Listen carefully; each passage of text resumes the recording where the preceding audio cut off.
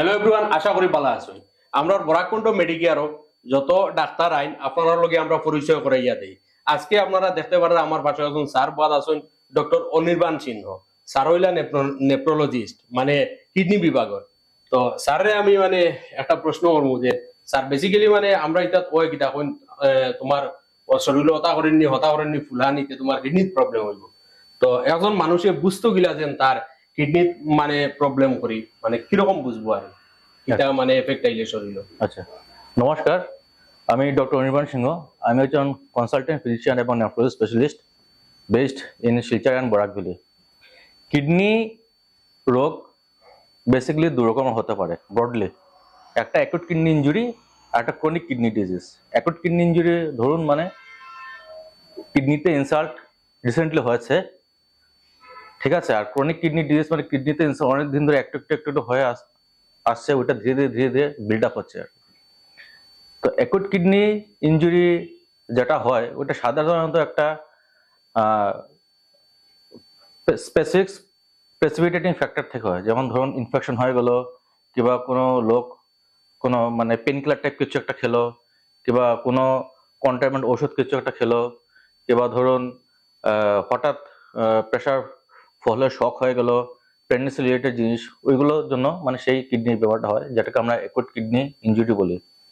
তো in that case patient হঠাৎ করে বুঝে যায়, হঠাৎ করে ওর কি ইউরিনটা বন্ধ হয়ে গেল, হঠাৎ করে ওর শরীরে একটা রেস্টলেসনেস হয়ে যায়, কারণ ইউরিমিয়া হয়ে যায়, তো একটা রেস্টলেসনেস হবে, প্রেশার একদম ফট করে ফল করে যাবে, তখন ওর ফট করে বোঝা যায় যে ওর কিডনি ইনজুরি হয়েছে।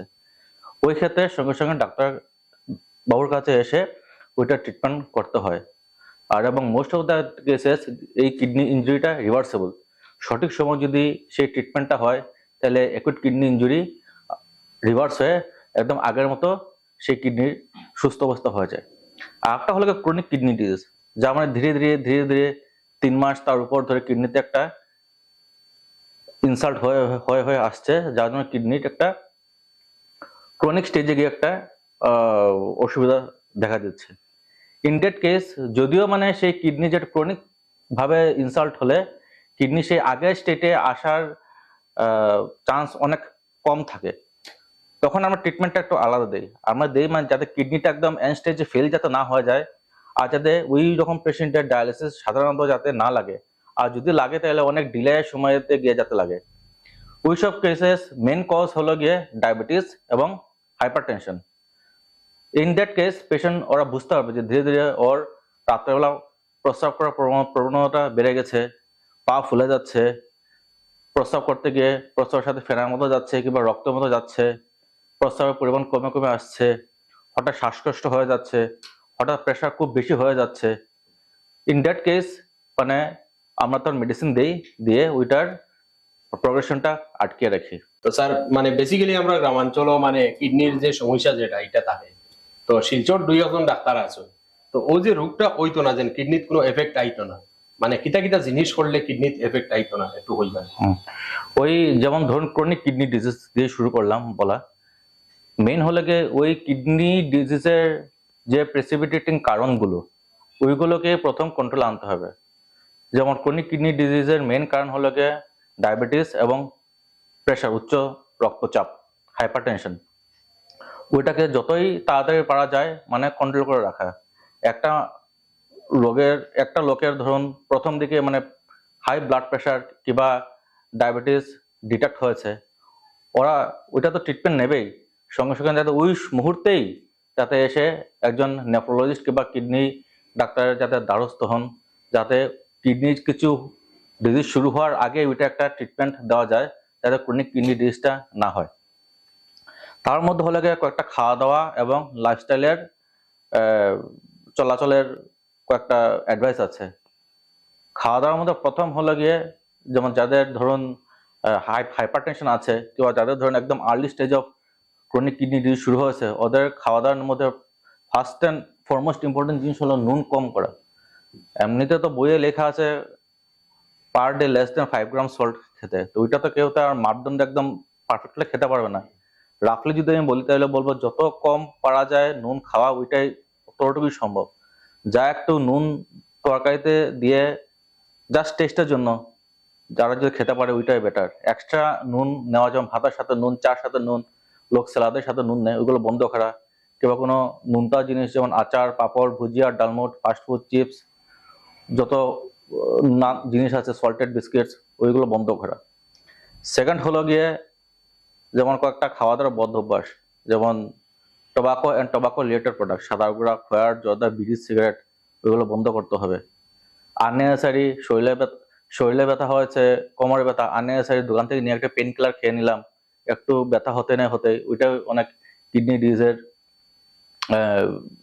চান্সগুলো বাড়িয়ে দেয়। মানে স্যার এই যে প্রায় সময় গ্যাস হয় বা এমনি ফিটিট বেদনা তো বেদনা করে এমনি পেনকিলার কিছু হইলে এই সমস্ত মানে দোকান থেকে ওষুধ কিনিয়া খাইলে কিডনিতে এফেক্ট আইব। হ্যাঁ, আসবে। তো তার জন্য এটা বলে ব্যথা হয়ে গেছে বলে যে ব্যথা ওষুধ খেতে লাগবে তাই না, অনেক সময় হয়ে যায় না এই ব্যথাগুলো সহ্য করা যায়। ইন দ্যাট কেস ইয়োগা করুন, ফিজিওথেরাপি করুন, ওইরকম করলে অনেকগুলো যেগুলো মাস্কুলোস্কেলেটাল পেন আছে ওইগুলো থেকে অনেক আরাম পাওয়া যায়। এরকম না যে পট করে গিয়ে mainly NSAID related pain killer গুলো খেয়ে নিতে হবে, ওইরকম তো কোনো কথা নয়। মনে করেন স্যার মানে মানুষের বেমার হইলে তো ডাক্তারের কাছে যাইতো ঠিক আছে, কিন্তু অনেক মানুষ আছে ডরাইয়া যায় না, যে ডাক্তারে গিয়ালে তখন লম্বা ঔষধ লিখিয়ে দিবা, তো এগুলা লোয়া আমার কষ্ট হয়ে যাব বা ডায়ালিসিস লাগি দিবা, এগুলা করানি আমার দ্বারা অসম্ভব। স্যার মানে মেডিসিন ঠিক আছে লাগবো, কিন্তু মানে কম পরিমাণে লাগে গিয়া, কম পরিমাণ মেডিসিন দিয়া মানে তার কিডনিটা সুরক্ষিত থাকতো, এগুলা কিছু আসেনি আপনার? দেখুন, ডায়ালিসিস জিনিস যেটা, ওটা তো কোনো জরুরি জিনিস নয়। যখন ডায়ালিসিস দরকার হয় তখনই ডায়ালিসিস অ্যাডভাইস করা হয়। অনেক সময় আছে যখন ধরুন পেশেন্টের অ্যাকুট কিডনি ইনজুরি যেটা বললাম, যে ক্ষেত্রে প্রপার ট্রিটমেন্ট নিলে একদম আগের জায়গায় কিডনিতে চলে যায়, ওই কেসে ধরুন একটা শর্ট টার্ম ডায়ালিসিস লাগতে পারে কোনো কেসে। এরকম না যে উই ইন দ্যাট কেস পুরো সারা জীবনের জন্য ডায়ালিসিস লাগবে, তারা বলে কিছু নয়। যে একটু সময় ডায়ালিসিস লাগার ওইটা লাগবে, তারপর যখন কিডনি রিকভারি হওয়া শুরু হয়ে যাবে তখন আর ডায়ালিসিস কোনো দরকার নেই। তারপর হলো chronic kidney disease. Chronic kidney ডিজিজে যে পট করে ডায়ালিসিস লাগবে এরকম কোনো কথা নয়। ক্রনিক কিডনি ডিজিজটা যখন এন্ড স্টেজে চলে যায়, ধরুন কিডনি আর কোনো কাজ করতেই পারছে না, শরীর একদম ফুলে গেছে, প্রস্রাব হচ্ছে না, খুব শ্বাসকষ্ট হচ্ছে, তখন গিয়ে একদম শেষ মুহূর্তে গিয়ে ডায়ালিসিস লাগে। ফট করে ডায়ালিসিস কোনো ক্রনিক কিডনি ডিজিজ পেশেন্টকে দেওয়া হয় না। আর লোকে যে ডায়ালিসিস নিয়ে যে ভয়, ডায়ালিসিস অনেক মানুষের দেখেছে ধারণা কি ডায়ালিসিস নিলে কি মানে লাইফ একদম শেষ, ওইরকম বলে কোনো কিছু নয়। যদি এরকম ডায়ালিসিস যদি খারাপ হতো তাহলে তো কোনো গভর্নমেন্ট ওদের তো নিজের প্রজেক্ট তো করতো না। এখন দেখবেন অলমোস্ট সব মেডিকেল কলেজেস কিংবা সব ডিস্ট্রিক্টের সরকারি হাসপাতালে ডায়ালিসিস ফেসিলিটি আছে। যদি এটা যদি খারাপ হতো ওইটা, তাহলে সরকারকে ওইরকম করতো? কোনোদিনও করতো না। আর ডায়ালিসিস এখন অনেক জায়গায় বিনামূল্যে সরকারি হাসপাতালে দেওয়া হয়। আপনাদের বাড়িগ্রাম সিভিল মডেল হসপিটাল ডায়ালিসিসের ব্যবস্থা আছে বিনামূল্যে সরকারিভাবে। তো সরকার যখন দিচ্ছে একটা ফেসিলিটি, ওইটা যখন ডায়ালিসিস লাগবে তখন বিনামূল্যে উপভোগ করুন, ওটা তো খারাপ কি? প্রায় পেশেন্টর স্যার মানে অভিযোগ থাকে করাইতে ডরায়। আরেকটা স্যার মানে হইলো কেউর প্রস্রাবে ধরছে, মনে করেন দোকানও আছে বা গাড়িতে আছে বা যে কোনো মানে সমস্যা আছে আর যে প্রস্রাব করতে পারেন না, তো প্রস্রাব ধরে আটকাইয়া রাখছে। তো প্রায় শোনা যায় মানুষের কইন তুমি প্রস্রাব আটকাইয়া রাখছো, তোমার কিডনি ধরবো, তুমি পেশাব করো, মানে এই সমস্ত জিনিস স্যার মানে কতটুকু যুক্তিসঙ্গত? অবভিয়াসলি প্রস্রাব আটকানো রাখা ওইটা তো it is not a good habit, ওটা ভালো স্বভাব অভ্যাস তো নয়। প্রস্রাব যদি কেউ যদি বেশি সময় আটকে সিস্টাইটিস হয়ে যায়, ইনফেকশন হতে পারে, অনেক কিছু হতে পারে। তো যার যখন প্রস্রাব ধরেছে ওইটা প্রপার জায়গায় গিয়ে প্রস্রাব করবে, প্রস্রাব আটকানো রাখার তো কোনো কথা হয় না ওইখানে। মানে এমনি কিডনির কোনো এফেক্ট আয়নি। ইনফেকশন যদি সিস্টাইটিস হয় ওইটা যখন আস্তে আস্তে বাড়বে, কিডনি থেকে এফেক্ট করতে পারে ওইটা। তো আপনারা নিশ্চয়ই স্যারের কথা শুনছেন, শুনিয়া বুঝতে পারছেন যে স্যারে কিডনি ট্রিটমেন্ট করবা। তো এখন থেকে স্যারে আমরা বরাকণ্ঠ মেডিকেয়ারও পাইবা মাসে একদিন, মাসে একদিন স্যার আর সময় দিতে পারতেন না? চেষ্টা করি একদিন দিয়ে শুরু করি, তারপর দেখা যাক। ঠিক আছে, তো আপনারা আমরা বরাকণ্ঠ মেডিকেয়ারও স্যারকে যদি দেখানোর ইচ্ছা থাকে নিচে কন্ট্যাক্ট নাম্বার আছে, আপনারা যোগাযোগ করিয়া টোকন বুকিং করতে পারবা। তাছাড়া আমরা বরাকণ্ঠ মেডিকেয়ারও নতুন ডাক্তার হল আওয়ার পরে আমরা মানে টান টান গামছা দিয়া বরণ করি। তো আমি আমরা সিনিয়র জাহাঙ্গীর অনুরোধ করি আর স্যারকে গামছা দিয়া বরণ